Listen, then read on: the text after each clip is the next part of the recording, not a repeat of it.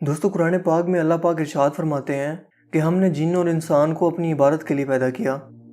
इस आयत मुबारका से बहुत सी बातें वाज़ेह हो जाती हैं। वो ये कि जिन भी इंसानों की तरह अल्लाह पाक की पैदा करदा एक मखलूक हैं जिन्हें सिर्फ अल्लाह की इबादत के लिए पैदा किया गया है, और ये भी कि वो इंसानों की तरह अक्ल व शऊर रखती हैं। इन्हें फ़ैसले का इख्तियार दिया गया है कि चाहें तो किसी बात को मानें या चाहें तो इनकार कर दें, मगर रोज़ क़यामत इनका भी इंसानों की तरह हिसाब होगा और इनके अमाल की बिना पर इनकी पकड़ और गिरफ्त होगी। जिस तरह से इंसानों की अपनी एक दुनिया है, फरिश्तों की अपनी एक दुनिया है, बिल्कुल इसी तरह से जिन्नों की भी अपनी एक अलग दुनिया है, और वो तमाम काम करते हैं जो हम इंसान करते हैं। मगर अल्लाह पाक ने जिन्नात से और इनकी दुनिया से इंसानों का पर्दा रखा हुआ है। जिन्नात इंसान को अपनी आंखों से देख सकते हैं, मगर इंसान इनको अपनी आम आंख से नहीं देख सकते, बल्कि सिर्फ मखसूस हालात में इनकी मौजूदगी को महसूस कर सकते हैं, जिसका जिक्र अल्लाह पाक ने कुरान पाक में यूँ फरमाया, वो और इसके कबील तुम्हें देखते हैं मगर तुम इन्हें नहीं देख सकते।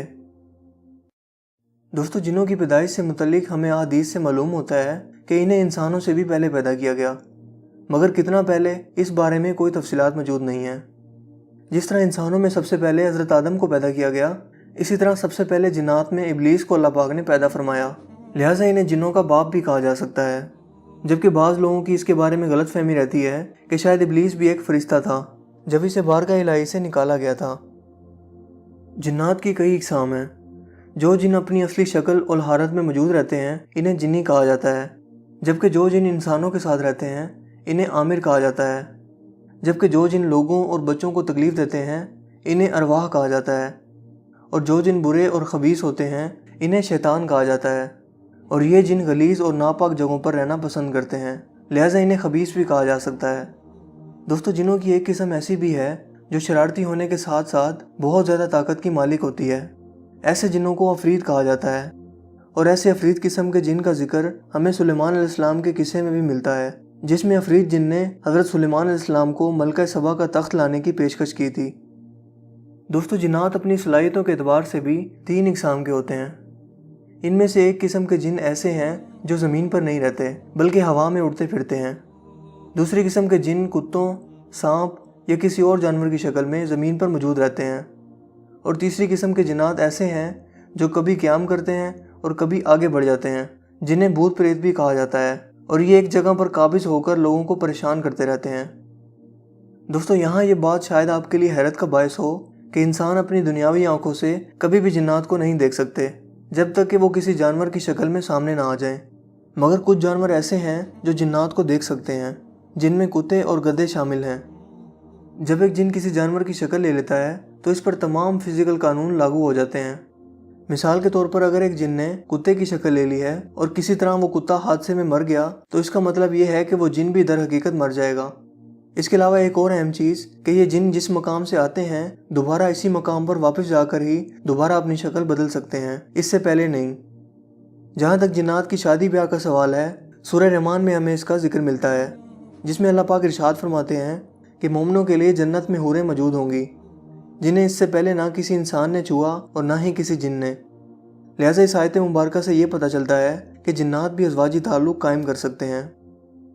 दोस्तों, इसके बाद जिन्नात की मौत के बारे में बात करें तो इन्हें भी इंसानों की तरह मौत आती है, मगर सिर्फ एक जिन यानी इब्लीस को सिर्फ अल्लाह पाक ने ये मोहलत दी है कि वो क़यामत तक ज़िंदा रहेगा और यूं ही लोगों को बहकाता रहेगा, क्योंकि ये जब भी बूढ़ा होता है तो अल्लाह पाक अपने हुक्म से इसे फिर से जवान कर देते हैं, जबकि बाकी जिन पैदा होते हैं और मरते भी हैं, और इंसानों के मुकाबले में इनकी उम्र बहुत लंबी होती है। जिन्नात का मस्कन या रहने की जगह हमारी ज़मीन ही है जहां हम इंसान बसते हैं, मगर ये वीरान, गैराबाद और चटियल मैदानों में रहना पसंद करते हैं, जबकि कुछ खबीस जिन्नात जो कि गलीज़ जगहों पर रहना पसंद करते हैं, जैसे कि बैतुल खुला, कूड़ा क्रिकेट की जगह, शराब खाने या किसी भी गुनाह करने की जगह पर ये मौजूद होते हैं। यही वजह है कि इंसान जब गुस्से की हालत में हो तो ये जिन्नात इंसान में दाखिल हो जाते हैं और इस शख्स से हर गलत काम करवाते हैं। इसके अलावा कब्रिस्तान और वीरान जगह भी ऐसे जिन्नात की पसंदीदा जगह होती हैं। यहाँ ये बात गौर करने की है कि काफिर जिन्नात और मुस्लिम जिन्नात के रहने की जगह अलग अलग होती हैं, क्योंकि मुस्लिम जिन्नात ज़्यादातर पहाड़ों की ऊंचाइयों पर, जबकि काफिर जिन्नात गैर आबाद और वीरान इलाकों में मौजूद होते हैं, जिसका हवाला हमें एक हदीस से भी मिलता है, जिसके मुताबिक हजूर अकरम सल्लल्लाहु अलैहि वसल्लम एक बार चंद सहाबा के हमरा एक सफ़र पर तशरीफ़ ले गए। हजूर अकरम सल्लल्लाहु अलैहि वसल्लम रफ़े हाजत के लिए थोड़ा दूर तशरीफ़ ले गए। कुछ देर बाद सहाबा कराम ने इसी जगह से शोर व पुकार की आवाज़ सुनी। जबकि अल्लाह के रसूल वापस आए तो सहाबा कराम ने इस बारे में दरियाफ्त किया कि ये क्या मामला था। हजूर अकरम सल्लल्लाहु अलैहि वसल्लम ने फरमाया कि मुस्लिम और काफिर जिन्नात में जगह की बुनियाद पर झगड़ा हो रहा था कि कौन कहाँ रहेगा। लिहाजा उन्होंने मुझे फ़ैसले के लिए कहा और मैंने इनके माबैन फ़ैसला कर दिया कि मोमिन जिन्नों को ऊंचे इलाके यानी पहाड़ों की ऊंचाइयों वाले हिस्से और काफिर जिन्नों को निचले हिस्से यानी समंदरी जजीरे दे दिए, और यूं दोनों फरीक मेरे फ़ैसले पर राज़ी हो गए। दोस्तों, शयातीन जिन्नात बहुत ही बदसूरत शक्ल के होते हैं, जिनका जिक्र हमें कुरान पाक में भी मिलता है। अल्लाह पाक इरशाद फरमाते हैं कि वो एक दरख्त है जो जहन्नुम की तह में निकलता है, इस पर लगने वाले फल की शक्ल शैतानों के सर जैसी है। दोस्तों, जिन्नात को अल्लाह ताला ने बेपनाह ताकतों और खूबियों से नवाज रखा है और इनकी रसाई पहले आसमान तक है। वो वहाँ उड़कर जा सकते हैं, मगर सिर्फ एक ज़माना हजूर अकरम सल्लल्लाहु अलैहि वसल्लम के दौर में वही नाजिल होने का था जब जिन्नात पर आसमानी रास्ते बंद कर दिए गए थे। इसके अलावा जिन्नात बड़ी बड़ी तामीरात भी करते हैं, जिनका जिक्र हमें सुलेमान अलैहिस्सलाम के दौर में मिलता है, जब जिन्नात को अल्लाह ताला ने हज़रत सुलेमान अलैहिस्सलाम के ताबे कर दिया था और वो बड़ी बड़ी इमारात, देगें और हौज़ वगैरह बनाया करते थे। दोस्तों, शैतानों की एक खसूसियत जो हदीस से मालूम होती है वो ये है कि जिन्नात इंसानी जिस्म में खून की तरह दौड़ सकते हैं, जिसका मतलब ये है कि अगर आप दिल में कोई बात सोचते हैं तो वो बात जिन्नात मालूम कर सकते हैं। आजकल हमारे यहाँ इसी तरह के जाली आमलीन और रूहानी इलाज करने वाले लोग जगह जगह मौजूद हैं, जो अगर आपके दिल की बात बता दें तो आप बेख्तियार कह उठते हैं कि ये बाबा बहुत ही सच्चे हैं और पहुँचे हुए हैं, जबकि दर हकीकत ये सब कुछ इन शयातीन जिन्नात की बदौलत होता है। जबकि ऐसा करना कुफ्र है और इस तरह का काम करने वाले लोग खुद भी शयातीन से कम नहीं हैं। दोस्तों, यहाँ ये बात वाज़ेह करता चलूँ कि जिन्हों को गैब का भी इल्म नहीं होता और वो सिर्फ वही कुछ बयान कर सकते हैं जो आप सोच रहे हो। इससे पहले आपके दिमाग में क्या चल रहा था वो नहीं जानते। जहाँ जिन्नात को अल्लाह पाक की तरफ से बेशुमार सलाहियतें अता की गई हैं, वहीं इनकी बेशुमार कमज़ोरियाँ भी हैं। मसलन शैतान अल्लाह के नेक बंदों को नहीं बहका सकते, हत्ता कि अल्लाह के कुछ नेक बंदों से शैतान बाकायदा डर कर भाग जाते हैं। जैसे कि अल्लाह के नबी हज़रत उमर रज़ी अल्लाह तआला अन्हा के बारे में बयान किया करते थे कि शैतान इनको देखकर अपना रास्ता बदल लेता है। इसके अलावा जिन्नात मौजज़ात नहीं कर सकते, जबकि सिर्फ शोधेबाजी कर सकते हैं, जिसका मतलब सिर्फ नज़र को धोखा देना होता है, जबकि दर हकीकत वो चीज़ अपनी असली हालत में वैसे ही मौजूद होती है, मगर नज़र का धोखा आपको वो सब कुछ दिखाता है जो ये शयातीन चाहते हैं। जिसका सबूत हमें हज़रत मूसा के दौर में मिलता है, जब जादूगरों ने जो रस्सियाँ फेंकी वो जिन्नात की ताकत की बदौलत सांप बन गईं, जो दरअसल रस्सियाँ ही थी, मगर सब नज़र का धोखा था, जो वहाँ बैठे सब लोगों को सांप मालूम हो रहे थे।